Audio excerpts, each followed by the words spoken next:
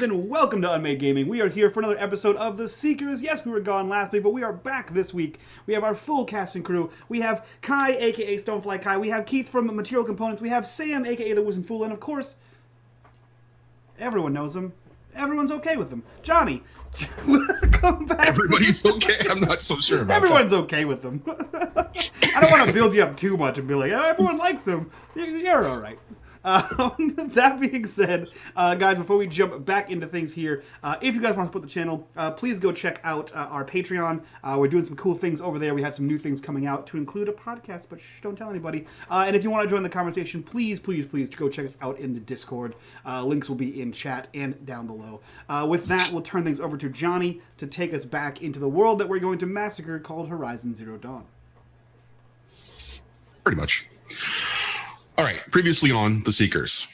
At Aloy's direction, the group finds themselves on the western side of the Embrace, where a large field of dead machines lay from the Eclipse attack. Aloy's task was simple: salvage a particular type of hardware from the rusting body of a machine called a Corruptor. Wandering through the remains of a fierce fight where the machines now lay dormant, the group discovered that the dead machines were being tended to by scrappers and watchers. When the machines took notice of the group and the salvage efforts, they attacked. Initially overwhelmed by the number of machines attacking them, the group was able to get the upper hand. This allowed Tajak to salvage the last of what they needed from a distant Corruptor. However, things grew out of control as a new machine appeared to aid its battling counterparts. The Sawtooth, a gigantic cat-like machine with powerful claws, joined the machines and changed the course of the conflict. Through some trickery of Krona and some deft skill of Feyre, most of the smaller machines were either distracted or destroyed, with Tues providing the cleanup. But Sawtooth was still a threat, however, and was not out of the fight. It's Tajak's unusual skill with the machines that allows him to enable the missile systems of the dead Corruptor and send two projectiles hurtling towards the Sawtooth. When the missiles land and the smoke clears, the Sawtooth's torso had been obliterated, with the head and hind legs left lifeless. Seeking Aloy at the gates of the Embrace, the group discovers that she is not waiting for them. They are given word by Varl that she has ventured wide and may be tracking down the reports of bandits attacking a village in the Sacred Lands. It's on the road to the village that we fade into our group. And oh fuck, that intro was really hard to do. I will not write it quite like that again. We find the four of you moving away from the Embrace's gate. Varl's information was that Aloy was far and wide into the fields, and that they were getting reports of attacks on a particular village just down this road some way. From various bandits. There had also been a bit of a report indicated that the machines were also involved in a separate attack. As the four of you are making your way down the path, the sun is beginning to reach its zenith point and beginning to crawl towards sunset. You're able to take in the land as you're coming basically from the side of the mountains on the eastern side of essentially what is the edge of the Embrace. Into what is still considered Nora lands. You can see that the devastation from the Eclipse attack had started here, as there are a number of patches of burnt and scorched land, with trees sort of shattered and obliterated, and the foliage just sort of burned back to the bare earth itself. You know, there are wreckages of different types of machines scattered across, but nothing like the density that you saw actually inside of the Embrace. The village that Varl had mentioned, for some of you who are paying attention, not Krona, you would have gone through this particular village using the caravan as you were coming through towards the Embrace for the first time. Krona, of course, being asleep. As you are kind of able to take in the land, this is for the first opportunity for you to be able to really take a moment and assess the larger scale damage that the Eclipse attack had on the Nora. As you begin to kind of make your way around the path, a couple of miles in the distance towards sort of this valley floor, you can see the village just sort of there nestled against a flowing large river. And there are various small plumes of smoke and what appears to be visible damage to some of the structures as a part of the village. around you, the machines are still, those existing machines, striders and scrappers, are just kind of doing their thing and just kind of tending to the ground or watching and paying attention. How do you proceed, guys? So I mean, obviously we're all from like most of us are from different areas in the world, right? But yes, what are bandits like here? So bandits are typically exiles from the various tribes. There's the circumstances and the laws are very different, but the general consensus tends to be that there are bad elements in any community or any sort of society, and those elements tend to get exiled in some way, shape, or form. Sometimes it's just a small, petty crime. Sometimes it's murder. Sometimes it's other things. Each tribe handles it differently. For example, the Nora will exile somebody for either a period of time or it might be a lifetime exile. The Karja are the only ones, and Tues is a great example of this. Karja are the only ones who actually take prisoners and try to do some sort of incarceration and rehabilitation of some kind. Basically, a punitive sort of approach to handling people who are not, necessarily good for society. Okay. So likely these are going to be like ex-Nora, right? Like exiled Noras, given where we are. It's possible. There's no clear indication that there's any type of organization to any of the bandits. So what you might find is a group of bandits who have come together from various sort of tribes and have just kind of coalesced together. I think the only tribe that really wouldn't have this particular type of problem is probably the Utaru, because their society happens to be a little bit more amiable and nurturing, given the way that their society kind of works. Okay. You also would know that the numbers of bandits out there varies from group to group. So you don't know. I mean, you've heard rumors in the past of Aloy's exploits and taking out large groups of bandits that, from a gathering or an enclosure or a location that involved somewhere on order like 20 or 30.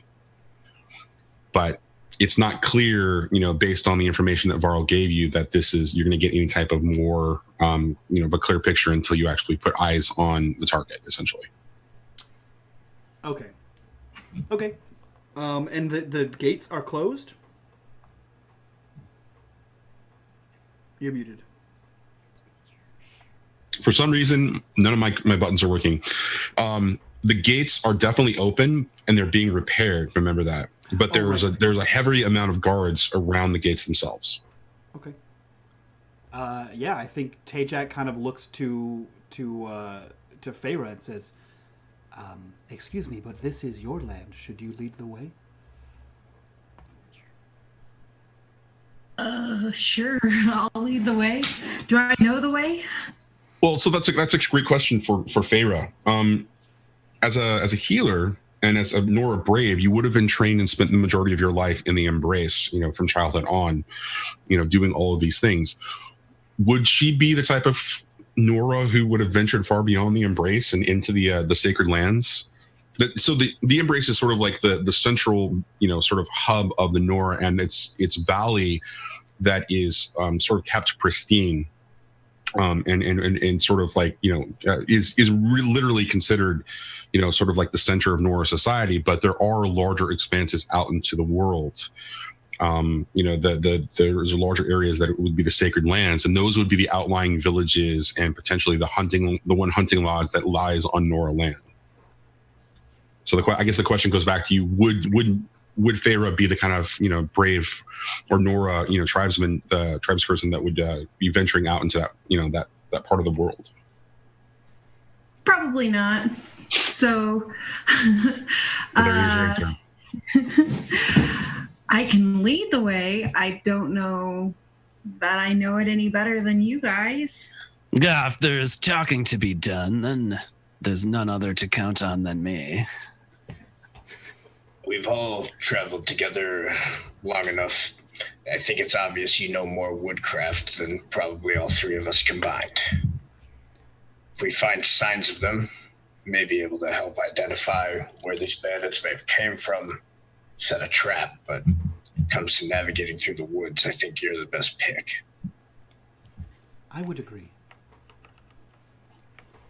Do I see any signs or anything of what direction we need to head in, or?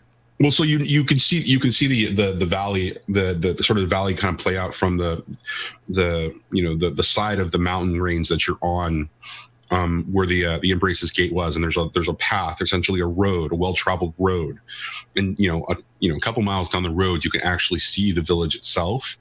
One of the other things that you do notice along this road is that it is marked occasionally, every sort of like eighth of a mile or what have you, by because the Nora have accurate measurements of like an eighth of a mile. It actually wouldn't be the case, but I'm just being facetious about that. But there are markings to indicate that this is a Nora road and that it is Nora controlled, and so there might be either campfires along the path or other sort of tribal markings to indicate that the Nora are responsible for this particular road. Okay, so I'll lead the way down the road. Okay, so as you're kind of taking it in, the tinkle of the wind tinkles good old Krona's robes just a little bit, and it begins to make a lot of noise. And the first thing that you notice is that there are various types of wild animals, birds, boars, rats, and squirrels who, at hearing the noise, begin to scatter. And farther off in the distance, though, you see that there are a couple of different herds of striders and watchers who are beginning to take interest in the noise as the four of you begin to pass. Krona, do you think maybe taking off your robe for just a little while might be a good idea? When the wind needs to travel silently, the wind does so.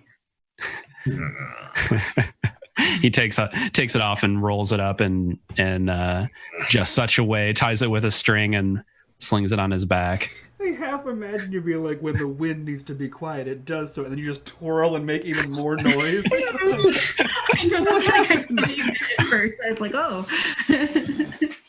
Like the biggest fuck you.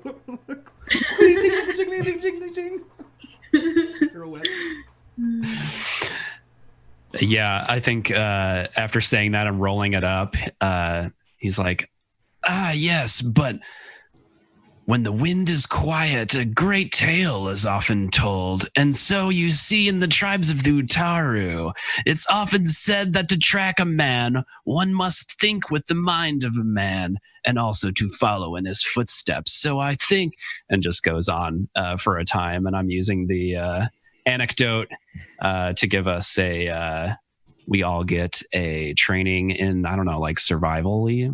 Is there like a survival?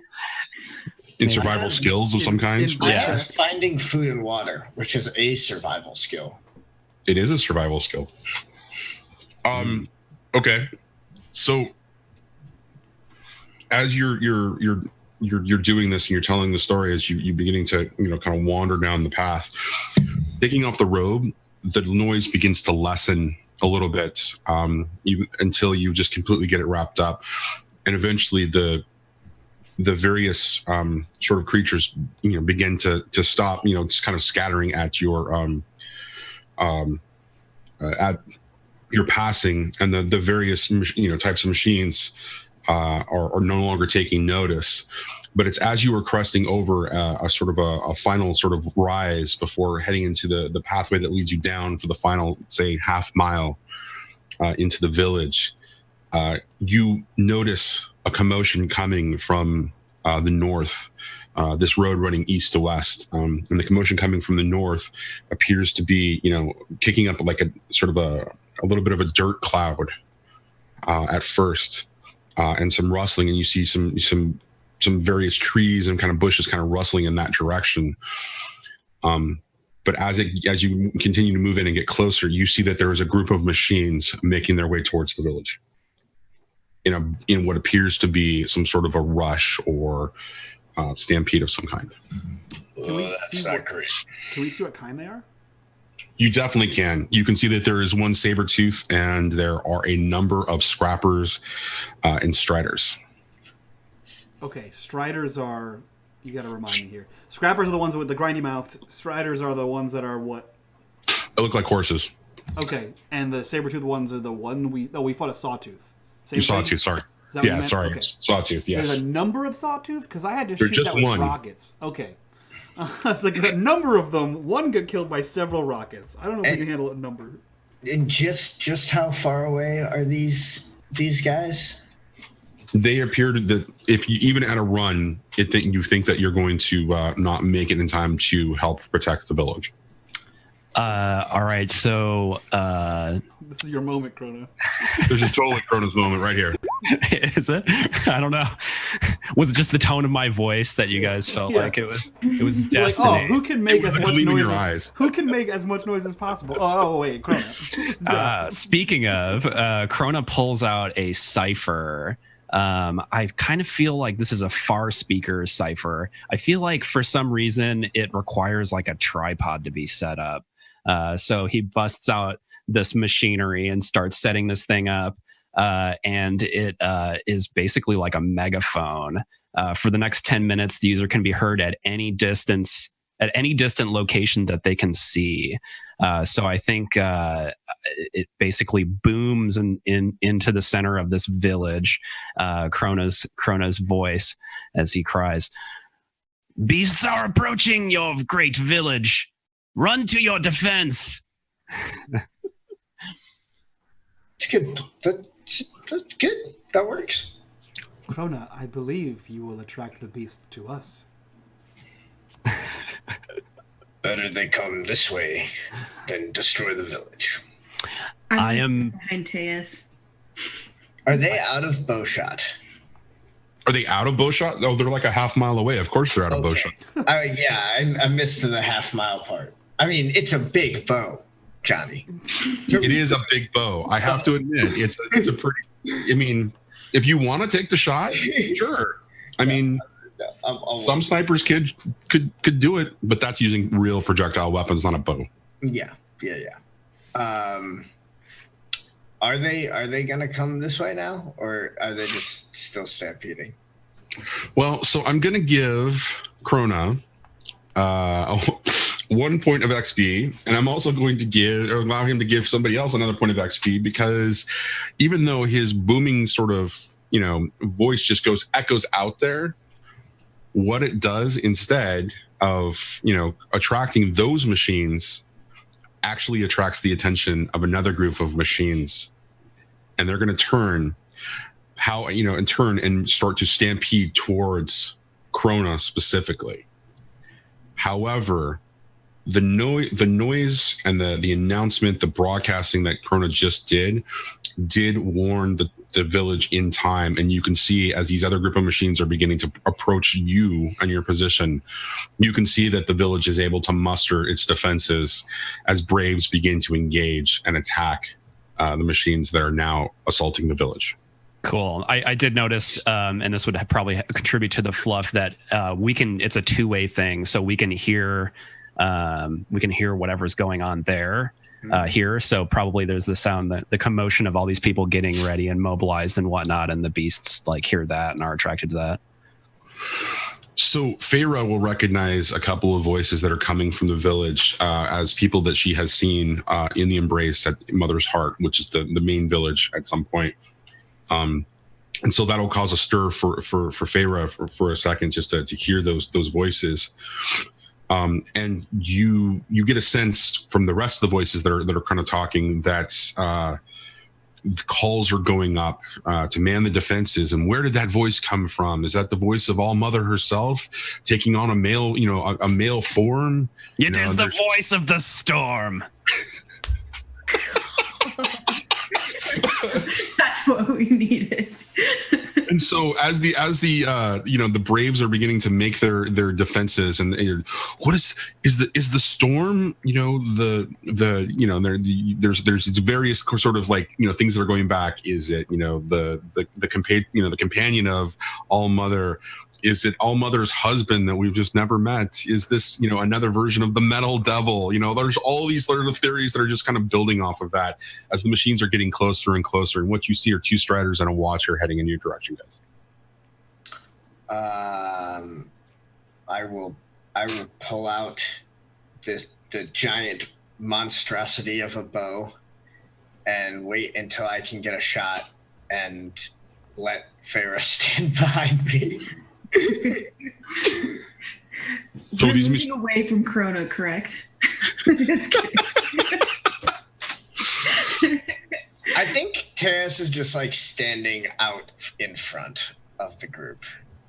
He probably like licks his finger and like tests the air, It's like, okay, strings the bow while they're coming into range, and then he'll wait until he can and then take a shot. Okay, so at this particular point, I'm going to need initiative from you guys, and you guys are going to get a surprise, or not a surprise round, but you are going to get an advantage if you're using a ranged weapon to be able to attack them. Nice. I'm sending my XP to Sam to Teos because I'm going to stand courageously behind him. Bravely stand behind Teos as you. I think this is a good plan. This is a very good plan. Oh, Johnny, normally I like to avoid mechanics questions, but this is Numenera, so it's kind of a needed thing. Last time we played, you asked about initiative, and Keith and I kind of winged an answer for you. I recently ran an initiative with multiple people of different level, and what I did was I had them roll open, and then I just took them and sorted them in between the monsters. So if there was a difficulty 3, 4, and 6 monster, if you beat one of them, you'd go ahead of that thing. That's how I did it. Because I know you asked last week. Well, it's interesting because I actually went back and read, and the book kind of indicates one of two things. You can either have only one of the machines would be representative of it, or you can play them at various levels. I like the idea of rolling it as well. So this is what we're going to do. We're going to actually do that this time. Sure. But I'm going to roll each level I'm going to roll each machine's level essentially. Rather than try to do it in like a way where it's each individual NPC essentially, for lack of a better kind of a situation. So I don't know a lot about this game, Johnny, but I'm gonna go ahead and wing an answer here and guess that Kai and we're gonna go first, and Mike and Keith they're not gonna go. Yeah, we're not gonna go. You don't even have to roll. I don't think for the guys. Those rolls are so bad. Okay, well, since I'm a terrible GM and I didn't even log into Roll20 yet, I'm going to have to give it a second. It's an 18 and a 20 and a 2 and a 9. Yeah, and also I have bad news about my 2 because I am a confident character who has confident outlook, which means that a 2 for me is GM intrusion. Perfect. Really? Yes. Because I get a whole bunch of stuff for being confident, but the big downside is that when you're confident, you tend to fuck up more often. So overconfidence. Mm-hmm. Is that what happens? This is going to be one of those rare times when I'm going to do something that I absolutely miss doing from other games, and I'm going to say, "Hey Keith, what happens to Krona?" I think Krona, in a moment of sheer panic, trips over this tripod and just like rolls down the hill toward the beasts. Okay. Does it damage the tripod at all? I don't know that it matters because a cipher is a single use thing, and I don't know. It's got 10-minute lifespan right now, so I guess. Well, the reason I'm asking is it might actually have a tangible effect. So, does it get damaged or does it not get damaged? I mean, I don't want it to get damaged, but is it bad enough? It is bad enough that you are rolling now towards these particular beasts, or these particular machines. But I thought I'd ask just for fun. Okay, all right. So that means that Teos, you are going first, dude. What are you doing? They're about 100 feet from you right now. They are rushing towards you as a group of 3, essentially. And Tues, just as you're about to start to take aim, you hear what kind of a noise does Corona make when this happens? And you see the tumbling form of Corona rolling in front of you. He doesn't hit me, right? No. He's done this to himself. He's just kind of like rolling by. Exactly. I think Tues like pauses, like squints, then just shrugs and draws and fires. And I want to spend one of these experience points here, if possible, for a intrusion. Because as a glaive, I can spend 1 experience point for a perfect setup. I'm fighting at least 3 foes. Yep. And they happen to be standing in just the right spot for me to go for the Odysseus move of shooting perfectly through one and into the next and on into the next. I will also say, Sam, don't forget you do have a major effect because you rolled a nat 20 on your initiative. Oh, nice. You do have a major effect too. Can I? How do I use those outside of intrusions? So a major effect, you just decide a major thing that happens, something really cool. Basically, I would use it like another intrusion at this particular point because along with perfect setup, you are going to be in a situation where it seems like all the gods or all the the stars are in alignment. Fate is looking at you and saying, "This is your moment." Yeah, that's kind of what I'm imagining. Is like I'm hoping to like use it to like kind of take forward. It's like that focus mode in the video games where it's like you have that like perfect crystal clear shot. It's just like I've got this. Cool. So let's try to shoot this gigantic bow. I don't know that I've really described it for the stream yet. I talked a little bit with Johnny about it, but it's reflavored version of the heavy crossbow from the book. And it's basically just a giant metal monstrosity pieced together of like different parts of broken up machines. And like when he like draws this thing back, you just see like all of the muscles in his arm just tense up and strain, and like a vein in his neck pop out as he just like wrenches it back and then releases. Let's see how I do. Oh, nope, that's not what I was supposed to do. That's what I was supposed to do. No, that wasn't what you were supposed to do. What is my difficulty? Your difficulty is 3, plus the fact that they're moving makes it a difficulty 4. But the major effect? The major effect does make them line up, so it will reduce it to difficulty 3. And then your perfect shot is going to reduce it to a difficulty 2. Nice. I hate doing this. I didn't say that I activated the focus. I did not say. Okay. I think maybe that's fitting. Like this is like still early days, and like, Tues is an old hand at this, right? Like he's been out fighting and doing like combat stuff for his entire life. Like the idea of tapping into the focus is just not like his first instinct when he's in this kind of situation. Totally. Cool. I will roll against 2. I won't spend any effort. It's fine. Are you sure? No, I changed my mind. You wanna spend an XP? Oh yeah, I can spend an XP to reroll, right? Yep. That's correct. To do that thing. Good thing I saved up all of these. Also, you can expend effort on a reroll. I think I'm gonna probably do it on that reroll. If he crits this one, I hate you for reminding him of that. All right, so I'll give you back an XP again, and reroll that. Rolls a 2 again. Okay, yeah, I'm gonna spend some of my. Can I spend Might Pool on a ranged attack? Okay, I would If Johnny will allow it, I'll spend 2 might to 1 effort.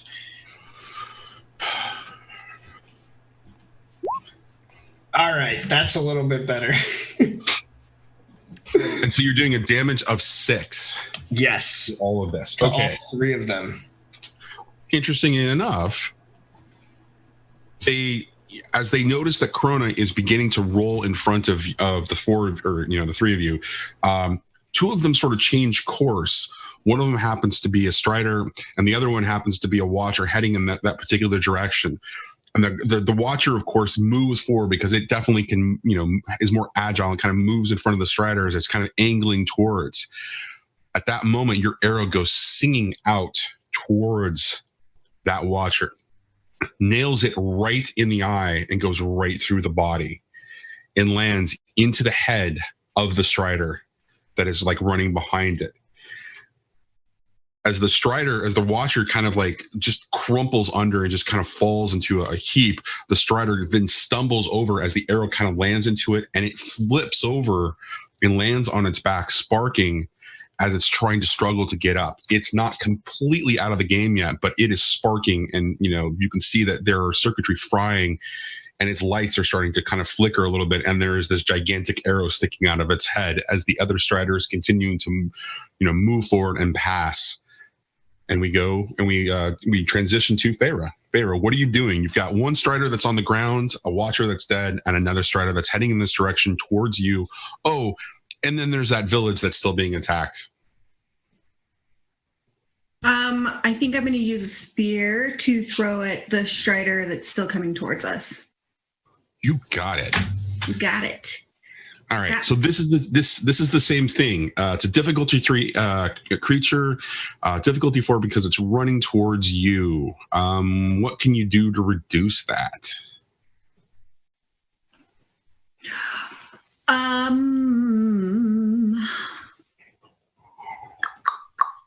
I have the 9th world bestiary knowledge, and you're trained in the lore of flesh-eating non-human creatures, and I know their weaknesses. Does that count? I'm going to say that instead of it being flesh-eating creatures, I'm definitely going to say it's going to be machines in this particular case, and yes, it totally counts. Cool. And like I said, I shouldn't be given a week off. How do I roll for my attack again? There should be a die next to the attack. Yep. Oh, I never put an attack in here, guys. Oh no! Perfect. What is going on? How did I play with this? Roll. It's throne weapon. Roll a d20. Yeah, you could click on your might. Click on the word might in the top left. Yeah. And a difficulty 2 then? Difficulty 3 because it was difficulty 4 because it was running at you, and you reduce it. 3. Nice. Wow. Yay. Well, would you like to narrate what happens? Or so you're taking down the Strider that's running towards you, right? Mm-hmm. Would you like to narrate that, or would you like me to? I will. Okay. When I throw the spear at it, I want it to hit like its neck and kind of rip the wires and cords out. So if there's like, I don't know, oil and stuff coming out of its neck, and kind of spin it around if it doesn't kill it. So it's, knocked off of its path. Oh no, you're definitely killing it. As that spear goes into the neck, the wires become exposed, and the sort of the pistons and hydraulics that help move this thing begin to spurt and splutter, and the sort of the oil of this creature just begins to spread all over the place. As it all just over kind of Krona. Yeah. Well, so Krona continues to make his roll down and eventually stops, at the carcass of one of these things. And you're kind of lying in a pool of oil a little bit. As the last sort of, Strider is sparking and trying to right itself, and it kind of steps up, and it kind of, just is kind of wobbly on its legs, and it's kind of shaking itself and, kind of looking around, trying to assess the situation, giving Tejak an opportunity to actually do something because it's just righted itself, basically coming from prone. Man, Tatum, hey, what man. do you do? No, he doesn't. That's why I called on you. He's got a regular bow. He can't shoot the super bow down there. He's got a regular bow and a funny hat. He can't do shit. You got magic or something. I don't actually have magic. I have like pseudo magic. Shit. How far away is the closest one, Johnny? Did we It's about 20 or 30 feet away. You know, it's a relative distance, but it's the kind of thing where the thing is just not oriented to what it was doing before because there's been so much, you know, there's been so much damage done to it. It just came out from being prone again. Okay, cool. In that case, yeah, I am going to reach up into my extra dimensional hat and pull out a bow, and then it snaps open. And I'm gonna take a second to like and get a bead on this thing, and I'm gonna fire on it. So what's the difficulty here? This thing is going to be a difficulty 2. It's originally a difficulty 3, but because of all the damage done to it, it's totally off kilter, and it's just basically an easy target at this point. Okay. Given that I've seen this combat go down, I'm going to attempt to sell you on the skill Creature Knowledge, which is as vague as it could be. I'm going to try to aim for a vital spot. Does that make it a difficulty 1? As the resident expert of vital spots, what does Tues think about that situation? Given that his you know, his martial discipline involves being able to critically attack these things with his hands And climbing. Tues? and climbing. You are absolutely right, sir. I do.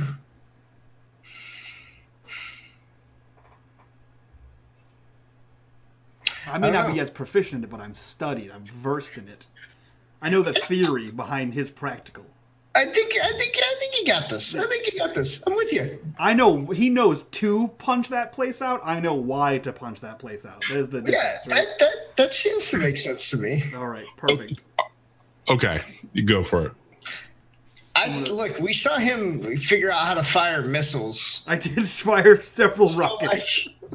he knows something about how That should be 4 damage. 4 damage is correct.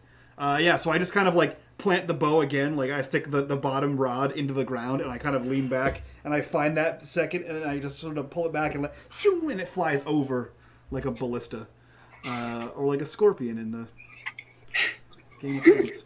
And it lands right into the sort of the torso of this thing, igniting this little like pod of essentially gas, fuel on this thing, and it just explodes, and the shrapnel just kind of rains up and around. It just kind of lands on everybody, especially Krona, as he comes to a rolling halt.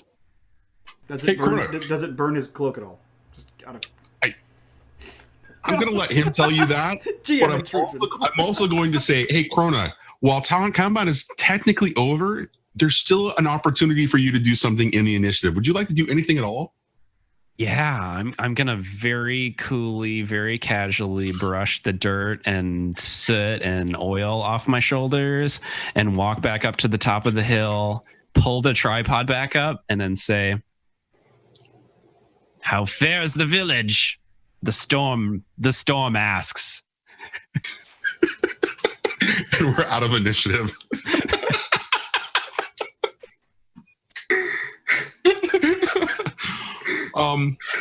Okay, and so as you kind of assess, you guys assess the wreckage that's sort of around you of these 3 machines.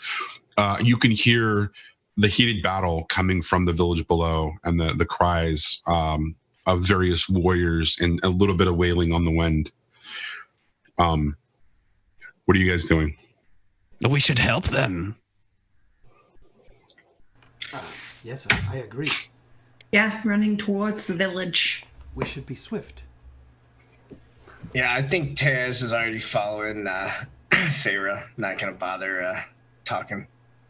As we're running, Krona is unfurling his twinkling poncho and putting it back on because reasons. I'm holding my hat on. So as you get closer and closer to the village, as you close the distance of that last half mile, you can see the battle ensuing. And you see that there are that most of the machines have actually been taken down, and there looks to be a couple of fallen braves, but that that sawtooth is still sort of active, and it's sparking a little bit, but that its form is continuing to be, very agile and kind of jumping from brave to brave and making its attack and jumping onto a structure and then jumping back down. And just as the four of you arrive into the village to be able to give aid, a lone brave, standing the thing down, just at the last second as it comes to the attack, drops and takes its spear and shoves it right into what would be the abdomen section of it, causing the thing to just kind of spark and sort of explode.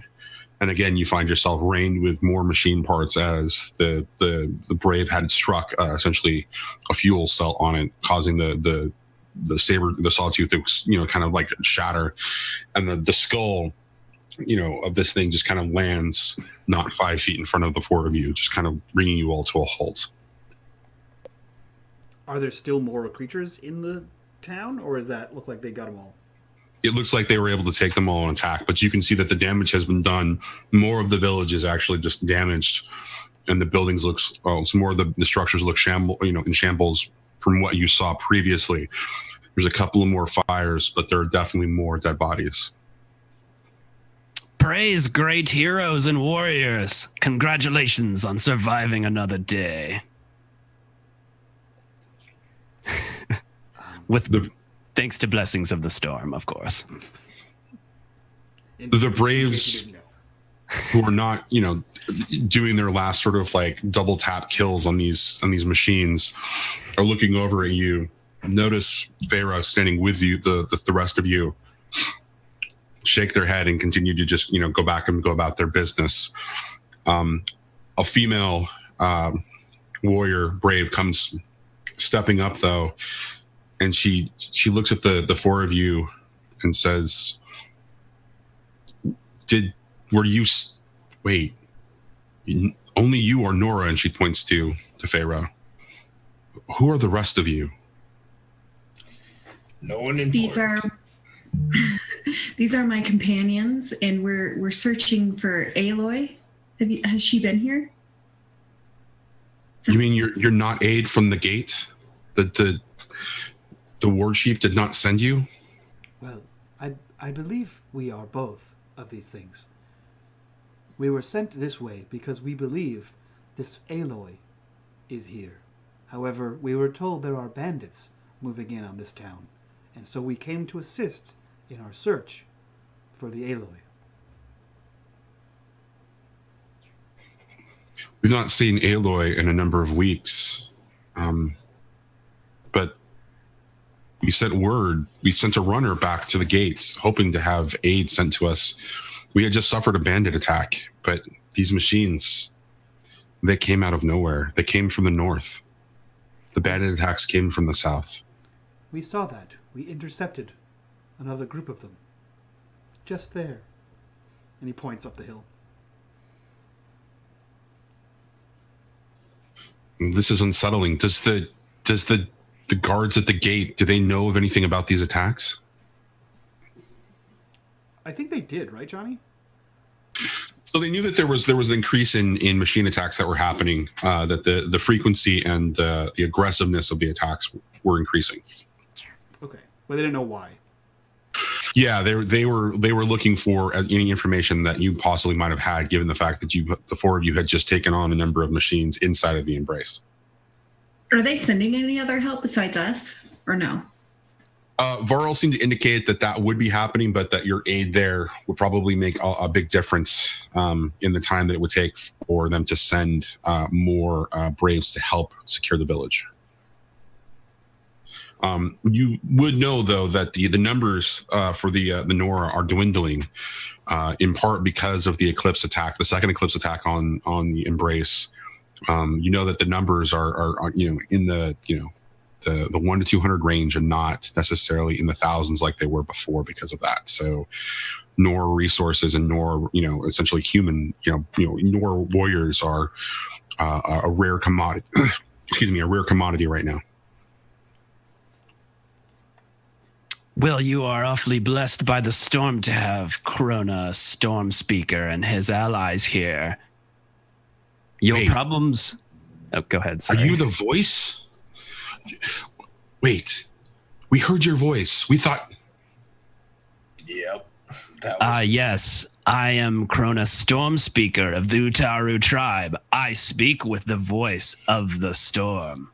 He's good at making noise. He does excel at noise making. That is true. And you see her hand reach for her blade. And she looks to Feyre. What trickery is this? Is this the metal devil? It's not the metal devil.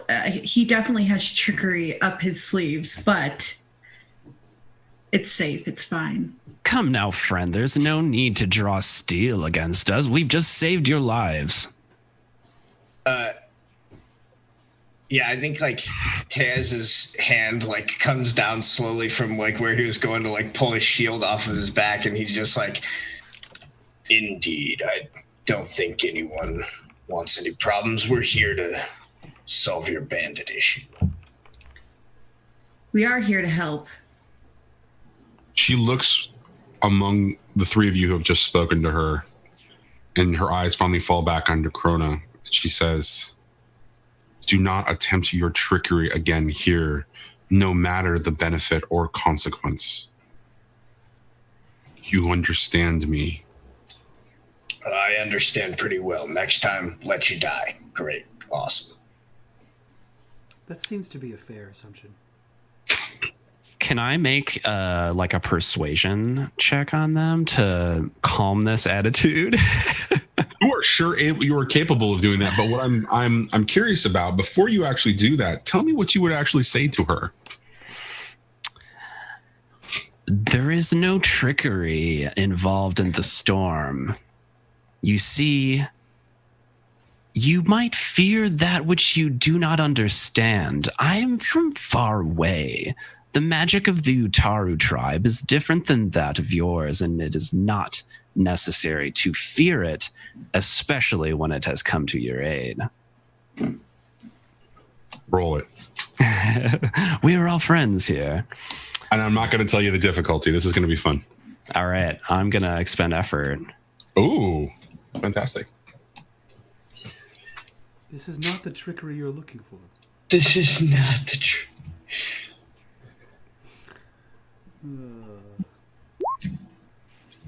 Oh, come on, y'all. 10 out of 10. You're having a rough go of it right now. That is a seriously rough go of it, because you did fail. The difficulty was going to be difficulty level 3. And she looks at you. I'm going to use an XP to re-roll it. I can tell that was about to go bad. I can tell that was about to go real bad. See, I should have been paying closer attention and prepping all my persuasion setups here, but all right. Yeah, I agree. I hope you feel worse.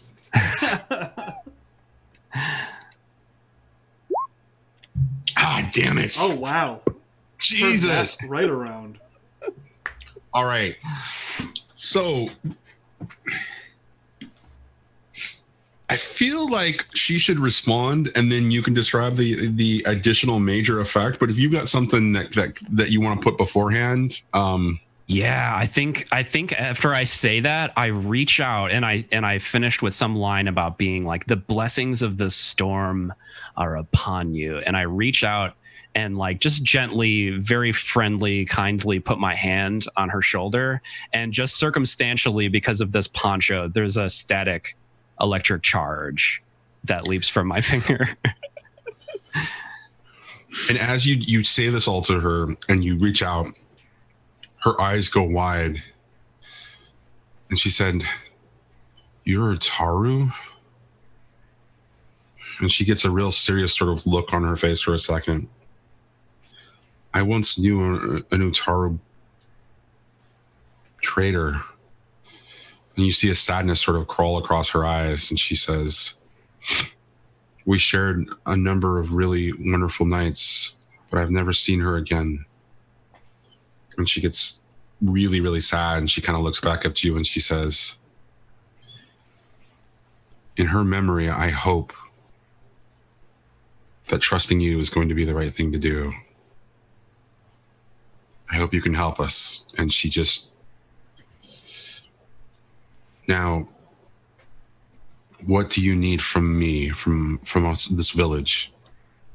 And she looks directly at Chrono when she says this. Well, we could start with a great meal. But after that, it'd be helpful to know the direction, any kind of information about these bandits, where they're located and whatnot, so that we can have a little talk with them. And as you're saying all of that, and it finishes, and she begins to say something, T-Jack, you get a little thing across the bottom of your screen on your focus as it comes across your eyes, and it says, Neat. Ask about the machines.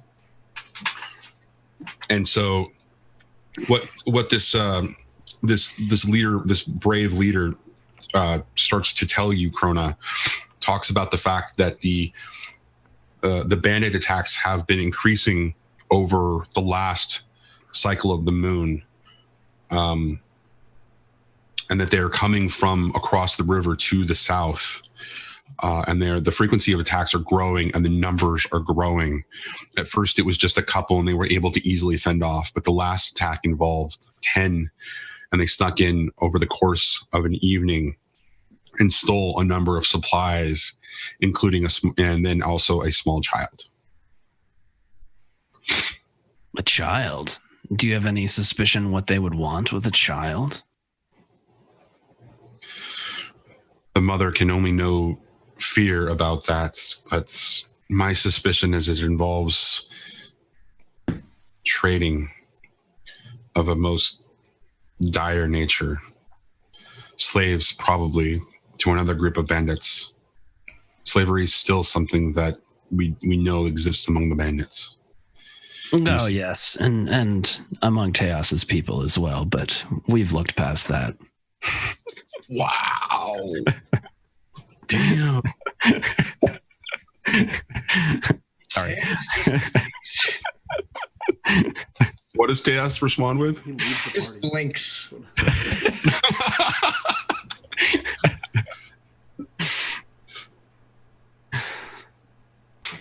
And so she kind of looks back at Teos for a second and looks back at you. We did happen to capture one of them, but he's not woken up yet. You would be welcome to question him if he ever does, but his injuries look pretty severe and we don't expect him to be able to survive. Have you had a healer look at him? Have you?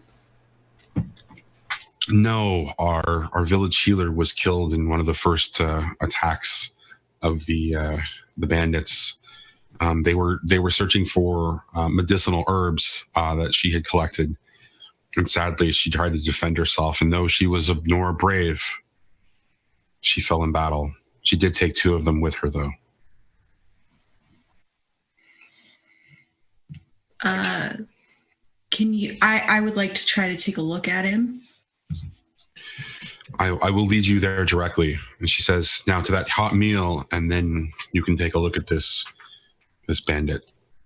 And she escorts you into the village. As you can see that the cleanup sort of effort to, collect the bodies and treat them in the tradition of the Nora dead, off to one side. And the bolstering of various little pieces of how these buildings, essentially what equate to wood shacks or cabins. Some of our repairs are already beginning to try to bolster some of the structures so that they don't. And other efforts are to kind of combat the fires that are happening in 2 different structures. But she carries you more into sort of the village proper, and there's like a circle around a large campfire and a series of like small structures and buildings.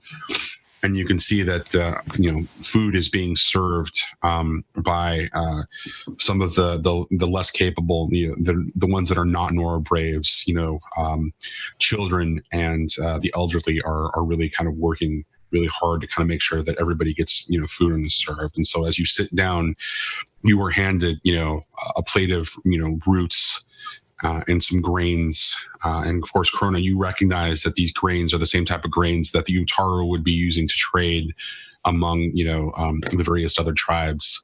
And there's also a little bit of like dried cooked meat that is being served with it, almost like a jerky kind of a thing. So I make a point to say to the leader that I was talking to, this dish brings tears to my eyes.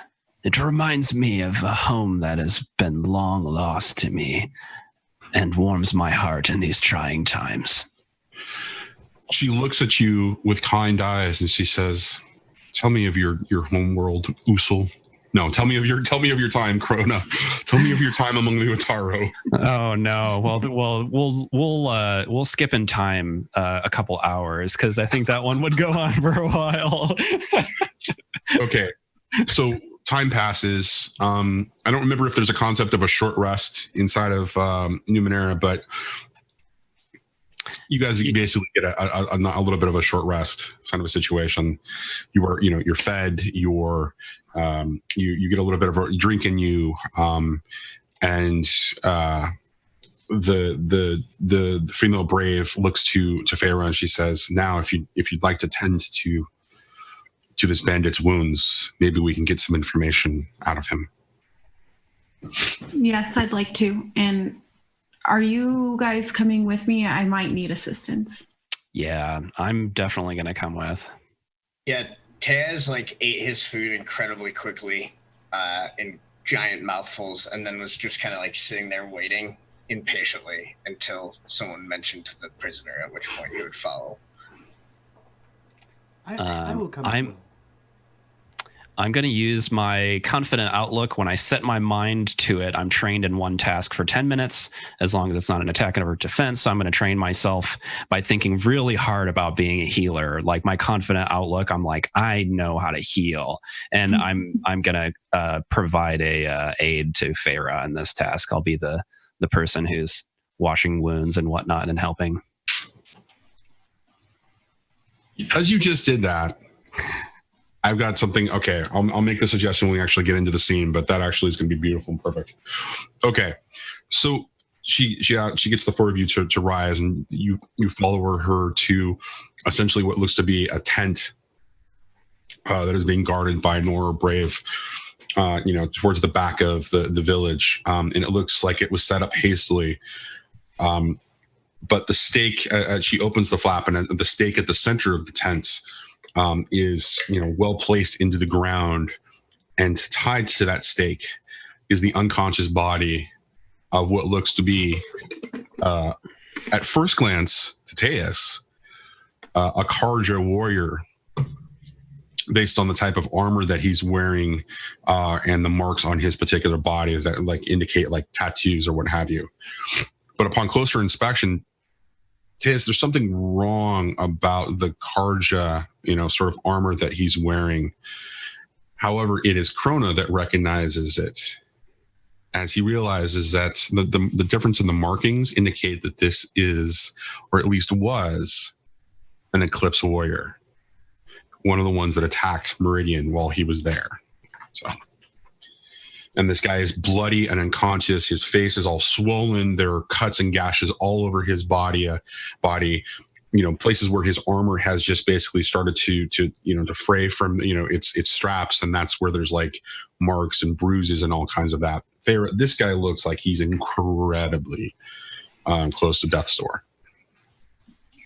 I'm going to ask whoever brought us into the tent to go get the previous healers' supplies so that we can clean them out, sew them up, heat up blades, stick them to them, whatever needs to happen. Okay. Right? Isn't that what you do? All right. Remind me never to let you be my doctor. Yeah, guys, it's at this moment I would like to just point out to everybody what Feyre's tags are. That she's the nurturing nano. She's gonna nurture him back to death. No. Saying. Isn't that what you do to wounds? Heat them up. You love them till they hurt more. Takes pride in her job. How is Krona going to support Feyre in all of this? Because he's going to offer an assist. Not crying. Yeah, and not crying.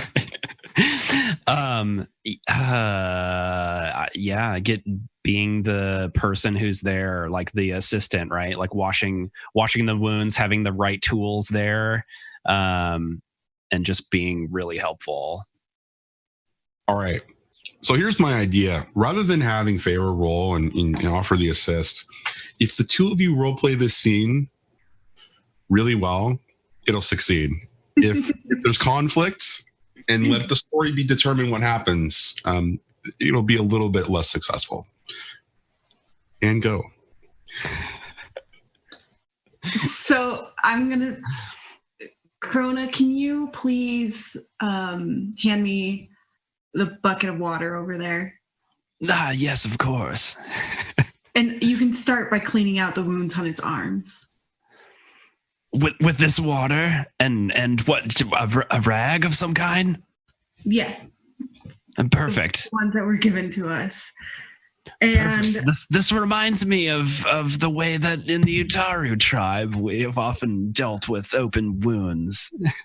Did you deal with lots of open wounds? Have you done lots of healing? Of course, yes, many. Oh, good. Then I'll let you handle this side of the body, and I'll handle this other side of the body. Perfect. While this conversation is happening, Taz has already started to like wash out and like sew up some of the wounds.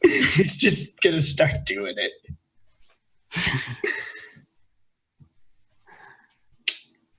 I think we're like maybe helping Feyre. Mm-hmm. I have healing as a skill trained, so I'm you're Yes, join the conversation. So we got two people aiding. Tajak doesn't aid. In fact, I have a negative to interacting with anyone. And I'm going to start like smashing up maybe her herbs or any, I don't know, type of healing plants that we might have. Herbs and roots and that kind of a thing. Yeah. But Okay. And I think there's a lot of chanting and like kind of a weird song going on with the rain stick, involving the rain stick in order to bolster confidence in this situation. I think it's a healing chant. Yeah. I was going to ask Krona if he knew a healing chant. I think like Feyre would recognize. I mean, you guys saw Taz do like a little bit of like field medicine out like before when we were like recovering, but I think like it may be slightly surprising to them that like he like really seems to know what he's doing. He's like got some professional stitches. It's nothing fancy. He's quiet about it, but like he clearly has done his fair share of healing and stitching wounds. Sis, where did you learn to stitch up wounds like that? I've been a soldier for a long time, and I told you my family ran a school, right? No, I don't think you've mentioned that before. Well, what I do, the way I fight, it's a family tradition. Krona, no, that's not how you do that. That's how we do it in the Utaru tribe. No. That's how you do it if you want to kill the guy. Anyway, when you train fighting a lot and, you know, the martial art revolves around sticking our hands in giant machines, it's a good idea to learn how to stitch someone up. I'm going to start patting in some of the roots and herbs in the wound that Krona is trying to help with. And this is Krona, this is how you sew it up. And I'm going to, show him how to stitch up a wound. And then Yes, I know how to do this, of course. I've done it many times. on how many times have you done it, Krona? Oh, dozens at the least. Oh. I lived in Meridian in the streets. Of course, I've stitched up a few wounds, though usually it's with, rat intestine or something like that. That sounds like a bad choice. Well, you work with what tools you have. I don't know a lot about stitching up anything, but I don't think that's correct. All right, you guys have done phenomenal. You guys, I put you on under the microscope a little bit. You guys did great. So as the effort continues, and finally you're able to just kind of step back and kind of look at him, as you can see that all of the wounds are at least either padded in some way with leaves, so that it's causing, the wounds to kind of seal up a little bit, and and the body's natural healing to take effect, or you're sewing it up. Salves have been placed on his body to start to treat him a little bit for the bruises and potentially internal things that are happening. And so after all of this effort and a little bit of back and forth, finally you see him begin to kind of stir a little bit, and he's very groggy, and he just kind of and then immediately he wakes up, and his eyes go bright, and you can see that they are this startling sort of blue, and it's just this very light blue as his eyes wake up, and it's like, and he's struggling with the bonds. He's like, let me go, just let me go, please, let me go. And he's just.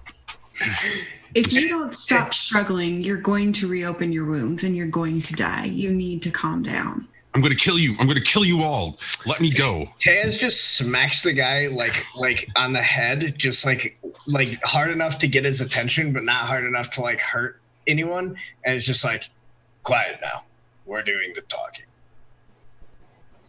And he flinches at that and just kind of like recoils back, and you hit him on the head, and he hits his head on the back side of the back of his head on the pole that the tent pole that he's like been strapped to with the ropes tied to, essentially. And so you have his rapt attention, Teus. Krona stands up straight and says, "Warrior of the Eclipse, we have just stitched you back from death. You will give us the information we ask of you, or we will unravel you back to death." And I'm using demeanor of command in order to present myself as someone who is important, accomplished, and with authority. There's definitely this moment where like Teus is like, "Oh wow, he actually had something for this. Wow, okay." Now, if you want to, I'll give you a choice. You can roll it, or we can take a situation where you can actually role play this a little bit out, and depending upon how you role play it, you're going to succeed. Okay, so demeanor of command like sets me up, so I will get a free asset on a persuasion check, like in the subsequent conversation. So it's like the intro. It doesn't necessarily. I don't think it has a role necessarily, but All it right. costs intellect. It costs one intellect or two. Yeah, 2. Okay. All right. So go ahead and as you're kind of setting this up, what is the assets you're attempting to look for? What is the question that you're trying to get answered, essentially? Or do you want to just to him to drop some piece of information? I want to know where their lair is. Yeah, is the big one. Tell me, you've been raiding these people and taking children from them. Where have you brought them to? I think it might be time we spoke with your leader. No, I'm not. No, let me go. This is wrong. Kill me or let me go. I'm not telling you where you. No. Krona goes down on his knees and gets like right in his face and is like, but you see, if you don't answer our questions, you might beg for death. I've already had death. I lost my people. And his eyes travel to Teus real quick. And then I lost my brothers. And his eyes just kind of drop. I have empathy for that, since I also have lost my people and I also have lost my brothers. However, I've made a better person of myself since then, whereas you are out kidnapping children. So I think we have the moral high ground here, my friend. I know nothing of the children. We needed the supplies of grain. I didn't know that was his plan. And his eyes just, you can see that he's just not, at all. He's completely ashamed. He's feeling the emotional weight of the words that, this child has been taken. And Tues reaches down and pulls his head up so he has to look at Krona. You might have a good life ahead of you. Still, if you were to help us, we just want to know where your lair is, where the fellow Eclipse members are, and perhaps if you give us enough information, you might find yourself welcome in this tribe. You might find new friends and allies and a new life to live. Don't lie to me. I was a part of the Eclipse attack on the Norse sacred lands. My death is for certain here. And he looks at Feyre, and he's just, you can see the embarrassment and the shame on his face again. I can't speak for the people here to guarantee that you are going to be safe, but without helping us, there's a guarantee that you're going to die. I've accepted my death. I accepted the things that I've done. And he looks back to Krona. There is no more eclipse. And he looks back to Tues. And there's no going back to the Karja. What does it matter? Kill me. My life has no value.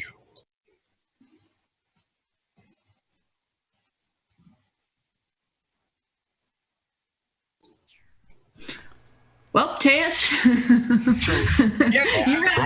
So while this conversation is happening, Tajak is quiet. He's quietly and he's slightly away from the group, and he is squat down in mushroom form, and his hands are wildly moving as if he is crocheting something, and he is clearly working on something. Although it is quiet and off to the side, and clearly not the draw of this conversation.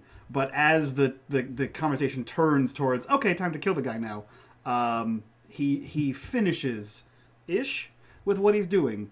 Johnny, I'm going to use my knowledge of Numenera to break your game. So he has in his ear his own special unique focus, and he has in his hand one of the extra focuses that he has, and he is tinkering with something. So I'm using my special ability, right tool for the job. I've used one of the parts from any of the many salvages that I have done to create an asset for this task, and I am tinkering with one of the focuses. What I'm trying to do is make a device that connects one focus to the other focus. So, you can totally attempt to do that. Mm-hmm. Let's say that it's not a device, though. Sure. You are already aware that the different essentially you know that that anyone who wears a focus is able to theoretically connect to somebody else who's wearing a focus. So much in the principle of like using wireless technology, you can also create a direct bridge between your focus and this other focus. Sure. So that's essentially what you're trying to do here, game-wise.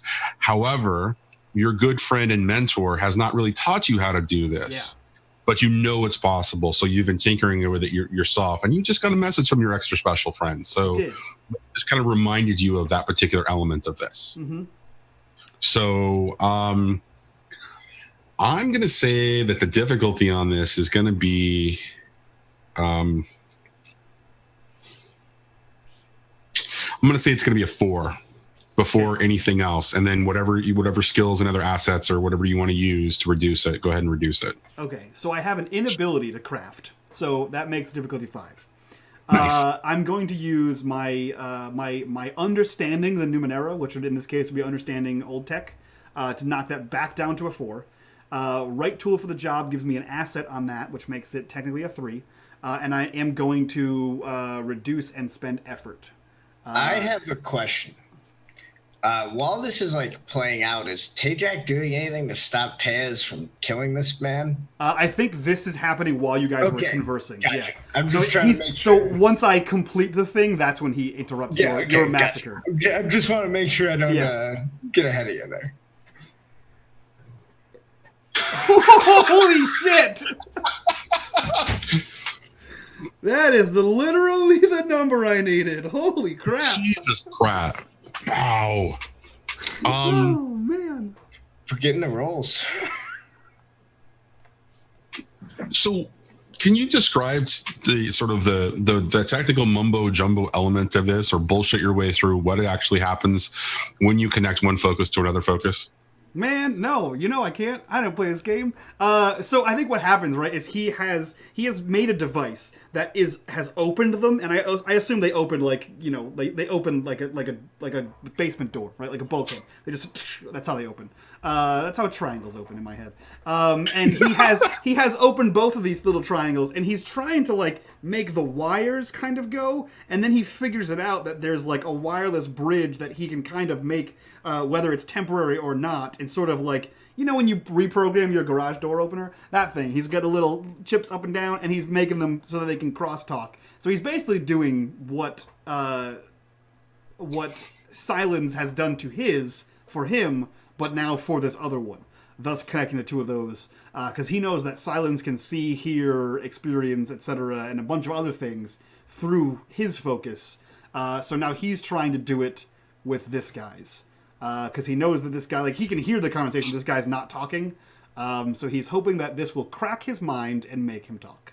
And so he clips both of the little triangles closed, and as he hears Feyre say, "Okay, Taeus, it's your turn," he kind of stands up and says, "Excuse me, I have something I would like to try." I mean, Taz has one hand on the dude, holding the dude by the hair, the other's set on his shoulder. He's like, all right. I think I figured out how to use 2 focus. Does it have anything to do with us?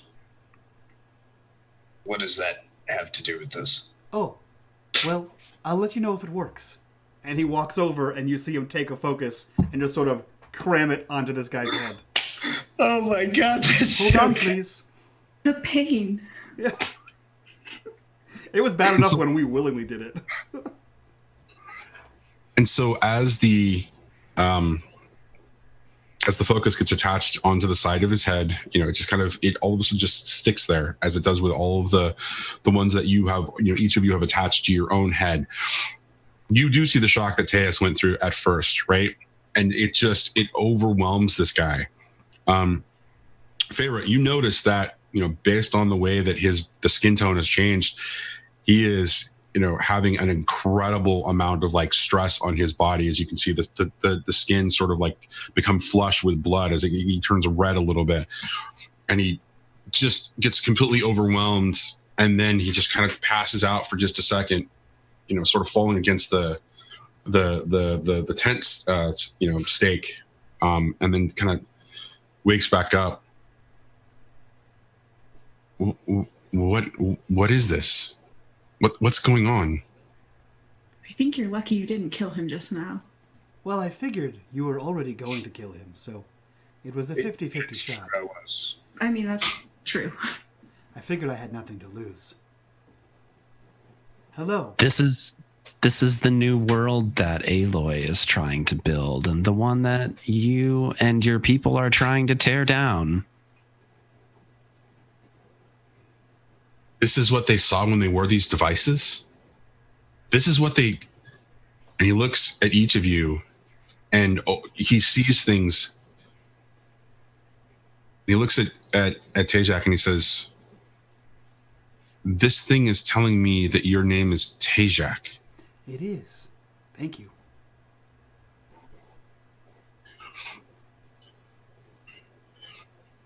The leadership of the Eclipse wore these, but we were grunts. We didn't get them. I understand now. What is it that you understand? Why they were working with the machines, how they were able to work with the machines. I was just a part of the attack. I didn't understand that they could manipulate the corruptors and the Deathbringers. I didn't understand. It was. Go ahead. Sorry. The joy of the Skype thing. But imagine if we were to use this power instead of for destruction, as the Eclipse has, but to build something for good, to help one another. Wouldn't that be a grand world? I don't understand, but maybe. And he looks to Tues. And one feature that going to prison in the Karja prisons gives you is they brand you a little bit. You've got a little bit of a brand on a very exposed part of your arm to be able to indicate. And he looks at you and he sees the brand, and the brand is murderer, which is a pretty hefty sentence. And he looks at you and he says, you believe in this world even after serving in a prison for the Karja?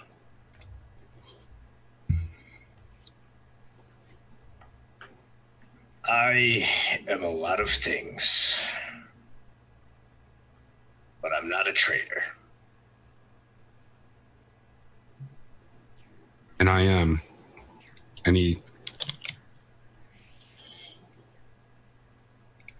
looks back to you and he says,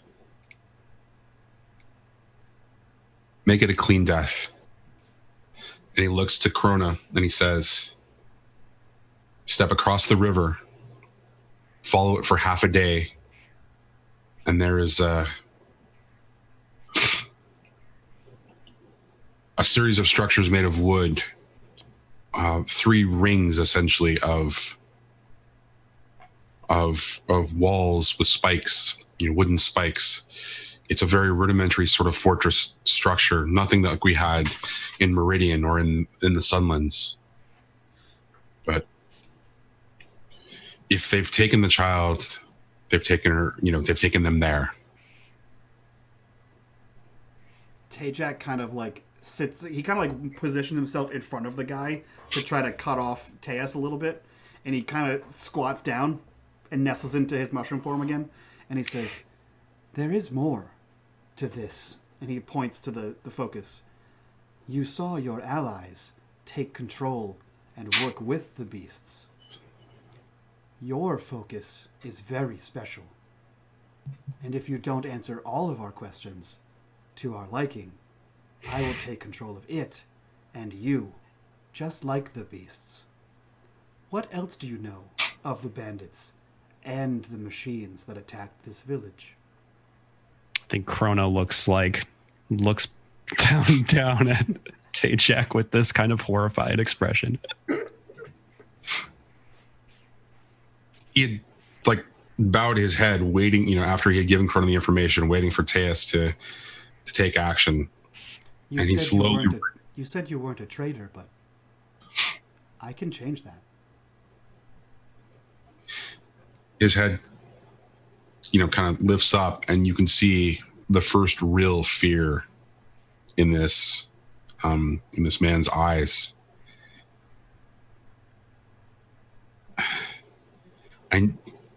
I don't know what you mean about machines. The Eclipse is gone. Nobody that I am aware of among the bandits has any ability to control. We were wandering as exiles, and we fell in with this band of other exiles from various tribes. They had formed a sort of a village of sorts, but they decided to raid, and that's where I've been for the last couple of months since the attack on Meridian. At no time have I seen anyone actually use machines under their influence. As for the bandits, he has this one that they call Krona. This device tells me his name. This one that they call Krona has what he needs. I don't know how many there are now. When I was last at the encampment, there was at least 25 of us there. But the war chief there of this group of bandits, he sends out raiding parties all the time, and sometimes the numbers swell to 50. I can't. I can't tell you more than that. I just know that if that child has been taken anywhere, it's probably there. Tajak kind of cocks his head to the side and says, "Is that enough information for us?" Is your war chief one to listen to reason? Is he one to hear arguments and contemplate, or is he one that thinks with his short sword? He is one of violence. He doesn't carry a short sword. He carries a gigantic axe. And if he hears you talking like that, and you give him the opportunity, he will take that axe and split you in two. Well, that's good to know. I'll make sure that I stand in front of Krona when he starts talking. Tajak sort of stands and he places like a consoling hand on the guy's shoulder, and he says, "Know that this device has let you finally understand the beauty of the machine song." And he places his other hand over his ear and he says, "And know that you will never experience anything like it again." And he pulls the focus off his head. It's jarring for him, and he's just like, I don't understand, but I've already accepted my fate. And he glances over at Tues and then bows his head. Tues looks to Farah. This is her turf. Must we kill this man? He was part of a bandit that stole a child and killed Nora. I mean, But the punishment is only fair to take his life. Okay, as soon as she says that, Tues steps forward and kills him. I'm like, but he's... It's like just as quick as that is. Farah says that's the punishment. He steps forward and executes the punishment. A clean snap of the neck, and his body goes lifeless, and immediately begins to turn just a slight shade of pale. At the commotion, the female Nora Brave rushes back in, looks at the situation, and looks at the four of you and says, "By whose hand was he murdered? Who killed him?" We got the information that we needed from him. Now we're going to take care of the bandits for you. It was by my word. I was told this is the punishment for banditry here.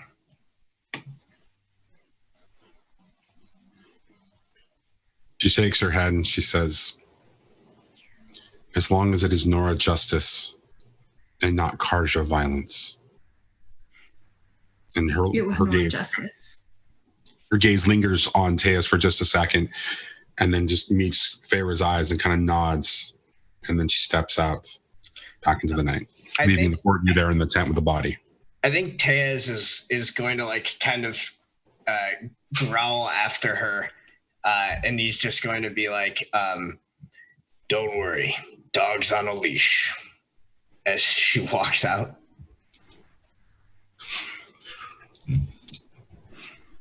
So as the four of you kind of sort of step out into the sorry, were you going to say something, Mike? Can't hear you. You're I'm muted.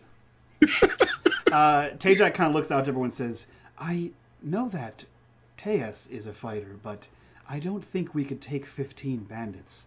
However, I think given enough time, I could probably replicate your override, Farah." Perhaps if there are, in fact, packs of machines moving from the north to the southlands, we could use these overrides and have them charge headlong into the bandit camp, and we would just follow and clean up the mess. That's pretty good idea, and I'll give him my override. I mean, if you think about it, it's really only, it's really only like 4 to 5 guys for each of us. But I all right, we can go with the robots plan. That's not how numbers work. Didn't you say it was 15? 50. 50. Oh, 50. Well, that's okay. Yeah, the robot plan. That's about 10 per person. As I give him my override, I want to start cleaning up all of the supplies that we used, and some of them I'd like to try to pack away in our pack in case I need them later. Okay, fair enough. So consider that an asset for the next time you need to actually do healing. Yeah, I mean, we would probably wait the night before leaving, right? So you do step out into the night. You can see that the moon is, full in the sky, and that there are storm clouds off in the distance. But it's essentially your choice at this point. The Nora Brave, the leader, she has wandered back to the campfire. She's giving word among the various wounded there of the death of the bandit, and then she's moving off to check the efforts of the various tribe members who are actually on guard duty. Krona is uncharacteristically quiet all night and deep in contemplation over this man who could have had a second chance. Krona has had many second chances, and only the most recent has he turned it around. So he feels pretty strongly about the tragedy of this man's life being taken. The story of Krona, who eventually got it right. I mean, there's a lot of irony in Tues executing the sentence as well, but he's trying to put himself on the right path and is maybe doing it in the exact wrong way. Perfect. Yeah, I think Tajak is going to attempt to use these, overrides. Obviously, he's going to attempt to communicate with silence, but because he has no idea how to do this. Well, so it's funny that you say that. Perfect. Good. I'm glad it was funny. Because as you are beginning to look at them, there's a piece of text that appears at the lower right end of your your peripheral vision coming through from the focus, and it says, "If you're done playing with the children, we need to talk." Yeah, he kind of wherever we are, I assume near the fire where the village leader was. He kind of looks at him and says, "Okay, I need some peace and quiet and space, and I'm going to work on these." And he pulls out too many overrides, more than enough overrides that he had on him, and he just sort of, and he hums off his little tune and disappears, unless anyone stops or follows him. Okay, we're gonna deal with Tajak in just a second. What are the rest of you doing? I feel like I'm probably going around and helping anybody that needs to be healed from the fight with the machines. Tues is going to find somewhere quiet where nobody is likely to bother him and fall asleep. I think Krona is deep in contemplation around the fire, but then eventually notices Feyre moving around the camp and helping people, and so Krona decides to join her and help, and bolsters his confidence in his healing abilities once again. Finds a solace in helping people in the midst of this. Excellent. And so Tues, curls up asleep, and the efforts of Feyre and Krona begin to make a large difference in the lives of this village. As we cut to Tajak, where are you finding a little quiet moment to have your conversation and do what you need to do? In a random corner of the village. Wherever is a quiet space. A back alley, behind the building that the guy was murdered in, really anywhere. So you find an abandoned, sort of half burnt down structure that looked like it was a dwelling for a number of Nor individuals. Looks like it could be a dwelling for 2 or 3 families. And you kind of step in, and you find that there's a space sort of in the back of this structure where you can kind of hide yourself a little bit. And so as you do, you begin to settle down. You see a bluish image of a pair of feet, or actually it's a purplish image of a pair of feet kind of like step into your peripheral. And when you look up, you see that Silence is standing over you in his sort of like weird sort of holographic, vision.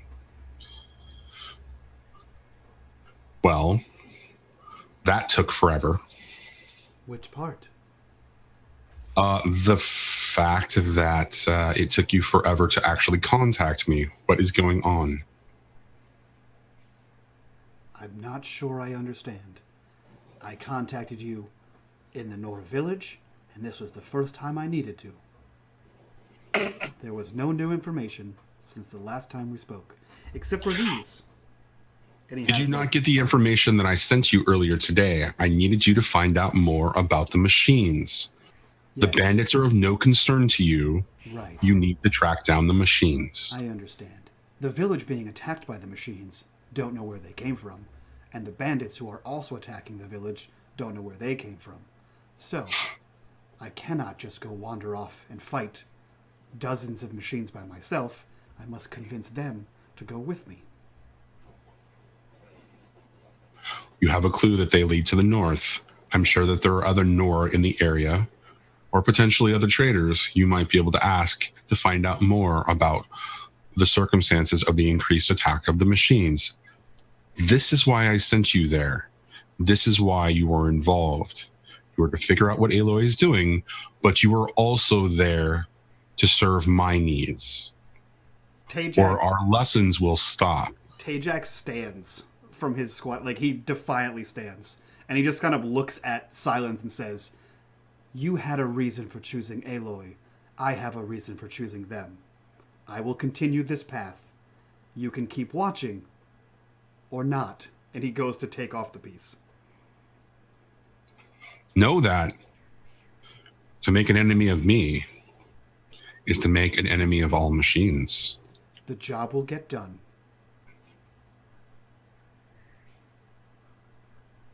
Do it soon. I hear from other individuals that Aloy's efforts are beginning to get noticed, and that the Banuk are venturing south to find out how they can help provide Aloy with aid. Now, we both wouldn't want any Banuk shaman discovering our whereabouts, would we? Well, or maybe a war chief who might have, sights on you in particular. Did you not abandon a war chief when you left the cut? The sooner we take care of the bandits, the sooner we can head north. And the sooner we figure out these, the sooner I can go to the bandits. How many of those machines do you have? How many of the overrides? I think I have like 5. How many do I have, Johnny? I know. Well, Teus has 1. I don't know if he gave it to me. And then I found 4. I found 3. You found 3. So I have 4 total plus Feyre's. Right. Hers was already functional.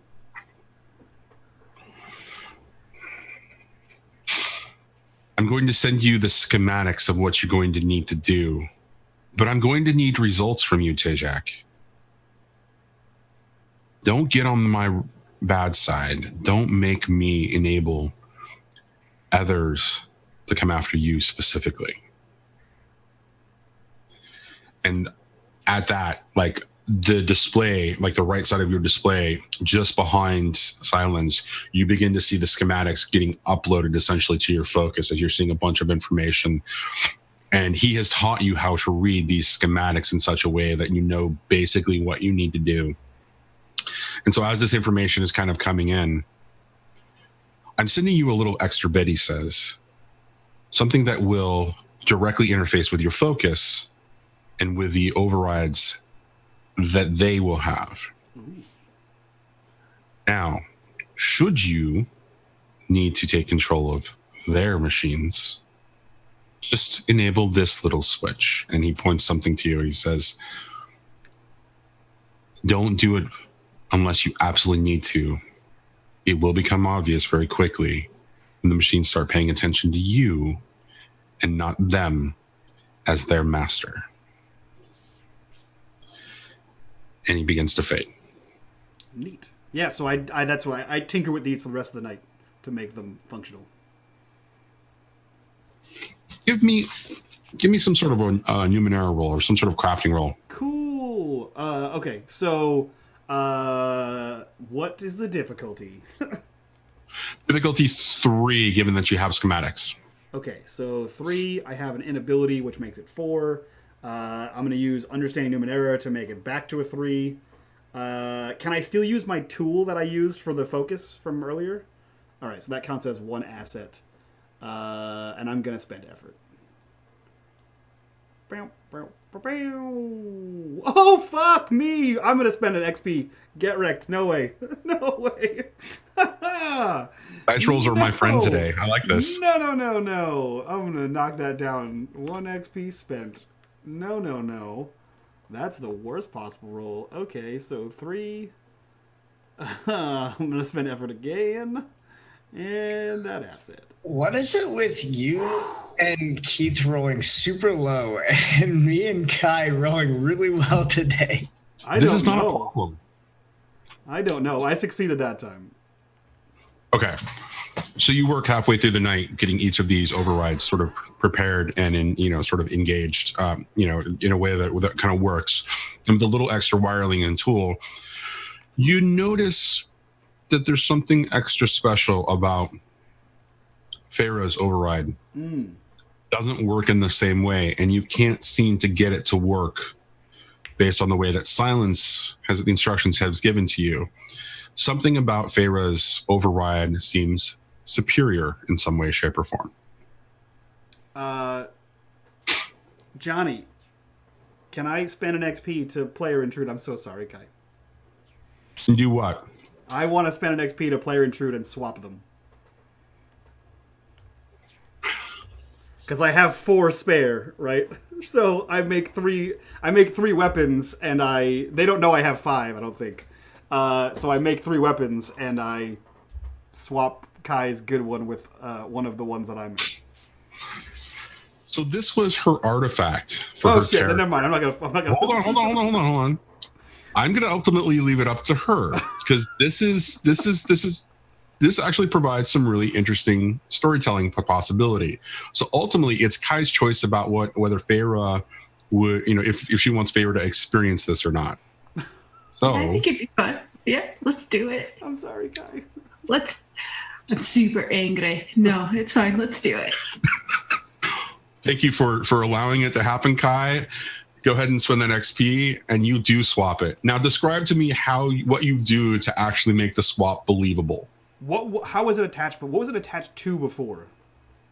So the way that you watched Aloy use this before, it was attached to the override. The override was actually attached to like her spear, and she would just connect it to some part of the machine. And because it was like a proximity thing, because it was close enough, she was able to actually cause, the machine's override to actually happen. So it was sort of like a short range wireless kind of a thing, almost like a Bluetooth kind of a thing in a lot of ways. The range of like Bluetooth. Feyre's was a little bit different. Mm-hmm.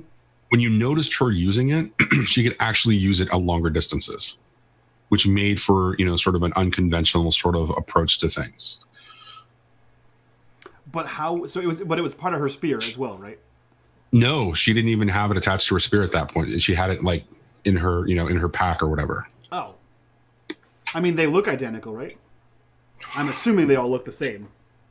Thurs, I think, was probably a little bit more damaged, and I mean, ultimately, it's Kai's kind of like, she can respond about how she was treating it, but to me, it seemed like it was something that she pulled from a damaged corruptor at one point. So. Yeah, then in that case, I mean, I would take the time to. I'm trained in salvaging, so like I know what scrap looks like very well. So like I have plenty of scrap on me, and I have a bunch of tools to make scrap, to pull scrap out of machines. So I would like, and they don't know what the sounds it makes to make these things work. So he would like bang it in places and like dent it to make it look similar enough before he started making it functional, right? While it's inert, he's just like smashing it on rocks and getting the dings and nicks in there before he makes it functional. It's like you're trying to like replace their like piece of furniture or whatever that you broke while you were house sitting. Like, I gotta make it look old. Yeah, exactly. Kai, I swear. I'm sure. I'm sorry, Kai. Okay. And so with all that effort, the night passes and the four of you are now waking towards the dawn. And you find yourself again in the sort of the center of the Nora village. Some, of the Nora tribe are sleeping indoors where there are structures available. Some are sleeping around the large campfire sort of in the center, and various warriors and other, tribes members are beginning to rise with the morning sun to start the day's sort of efforts. And you can see that there's a refocused effort on beginning to rebuild some of the sort of the structures in the village. I think Tajak hasn't slept because he's been doing this all night. And he kind of wanders out towards everyone. And he hands Feyre back hers first and says, "Thank you very much. This was a great prototype." And then he pulls out one in each hand and hands one to Tues and one to Krona and says, "These should work just the same." And I have no reason to not trust him. So I just thanks for giving it back and throw it in my pack. Now, when do we sleep? You didn't usually. This was an all-night thing. Well, that's. I'll figure it out. It's okay. So bandits, then. Yes. Great. In which direction do you head, guys? He gave us a direction, right? Mm-hmm. Yeah, so we'll head south or north. I mean, the machines are coming from the north. The prisoner gave you the direction of going to the south. Oh, I thought we had agreed on going south. I guess we. Yeah, we go into the bandits. The bandits are south. Okay, I just wanted to make sure. Yep. Okay. So the Nora brave sort of war chief of the village just kind of extends you a goodbye, ladens you with a little bit of supplies, so food and some other, a skin of water each, kind of a thing. And she wishes you good fortune in the hope that you return. Do you tell her about seeking the bandits and potentially rescuing the child? Oh yeah, definitely. Krona makes a big show out of it. At that, with the teary eyes, she looks towards Krona and she says, "The wonders of the Yotaro never. I mustn't cry. The warriors mustn't see their war chief show weakness right now. But please return the child." And she steps away and kind of moves on. And as the four of you are beginning to descend towards the south, towards the sort of the river, you can see that the building efforts for the Nora in the Nora village are in full force, and there's lots of loud sort of banging and noise, and it is not attracting the machines at all. However, they are taking notice a little bit. Occasionally, you see like a herd of like striders like occasionally look in the distance as a loud noise is made, and so we're going to cut to the journey that the four of you have taken. It's taken a couple of days for you to journey through sort of towards the south. You were told a half a day's journey, but it's taken a couple of days because there's larger and larger populations of like different machines some that you've encountered before, some that strike you as new. But you're able to finally make your way, and so towards the area in which the prisoner kind of indicated, and you come through sort of a clearing in a grove of trees, and you sort of come out, and before you see the sort of the large backdrop of a mountain sort of climbing up towards the sky, and nestled just at the base is an incredibly large wooden structure that looks like a fortress of some kind. There appears to be 3 levels of or 3 tiers or 3 levels of this structure, and it's all made of wood, and there are spikes sort of being pointed out in the direction to dissuade any animals or machines that might come in that particular direction. And you can smell the smoke fires that are coming, and you can see that there's sort of an oily sort of a fire happening at the center of it. And you can see, by your count, at least 20 individuals either patrolling or keeping eyes, in the various directions, coming off of the fortress along the 3 levels. And as you see that, you can see a tribe, or a group of small group of about 5 or 6 what appear to be bandits wearing various types of armor, kind of moving in towards the camp. And with them is a child, a little girl of about 6 or 7. And as you're kind of assessing the situation and taking it in, they bring the child through the sort of the front gate in the entrance, and then those wooden gates are kind of closed. And that's where we're going to end it. You son of a bitch. Okay. All right, we're going to have to kill some bandits. In a castle, a 3-tiered castle. Yeah, this is not as advertised. I thought we were going after a little bandit camp. This is Sam heard 15. That was. And we're going to talk our way out of it, you guys. We're going to talk our way out. Just to be clear, I did actually hear you say 50. It was just that I heard you say 15 the second time, so I decided to just roll with that in character. I did hear 15 as well, so don't feel bad about that, Sam. I heard that too. You said that, and I was like, I don't know if this is Sam or if this is Tues, but either way, that's not how numbers work. I was like, either way, that's not how numbers work. Oh my god. I was like, I don't know if Sam misheard or Tues is being dumb. I was like, I can't tell the difference. Yeah, perfect. Good. Oh man, 10 out of 10. Guess we'll have to get some rockets. Oh, okay. Yeah, right. Just get another corruptor out of here real I quick. told you about consent. Come on, Real quick, guys, this was another episode of Seekers. If you enjoyed this, come check us out on the Discord and talk with us and hang out and have a good-ass time. If you guys want to support the channel, please go check out our Patreon. That's the best way to do that. That being said, let's go introduce our cast and crew. Go host a friend of ours, and we'll get the hell out of here. We'll start with everyone that you're okay with. Johnny, who are you? Where can we find you? See, I threw you off right now. Who are you? Where can we find you? And what are you up to?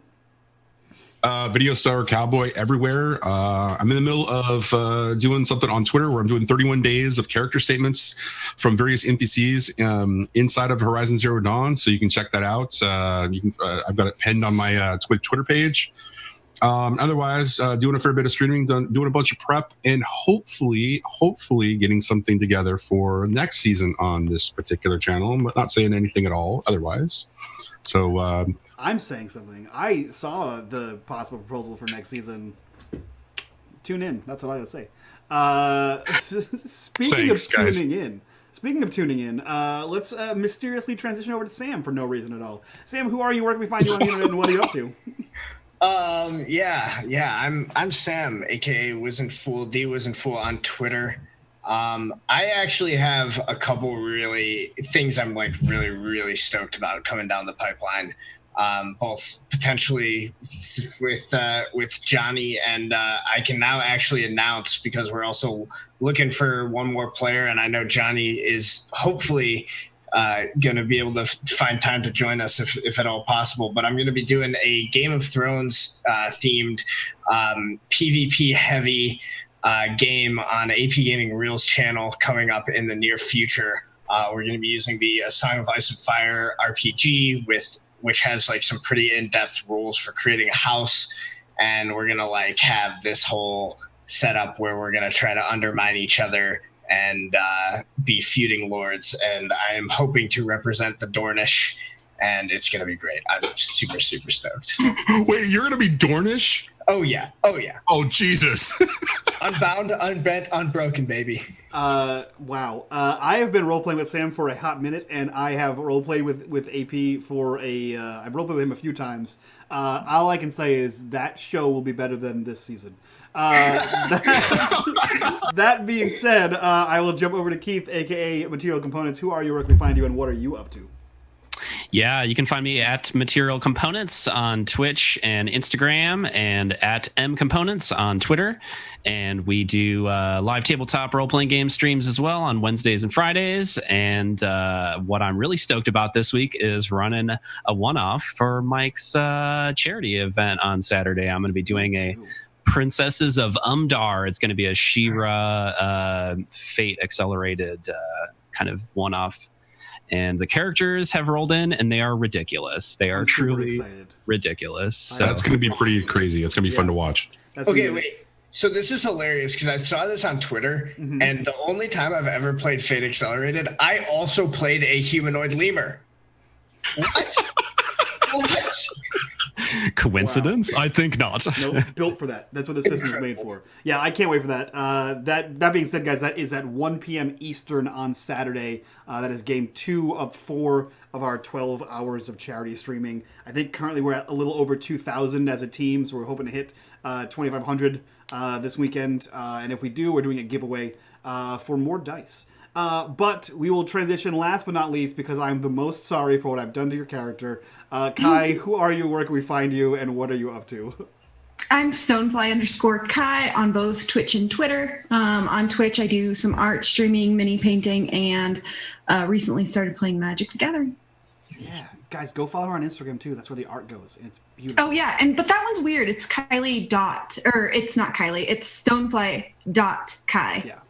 But it's awesome. Go check the art out. There's a new one of a dog, and it looks super dope. With that, we're gonna go jump over to our friend Pro Restarter, who is playing some Monster Hearts, which is a game about teenage monsters and them being sad and emo and happy and it's all the things. best. And all the things. So yeah, we're gonna go give him a raid. So give him all of your hot sticky raid love, and from all of us to you guys, bye bye.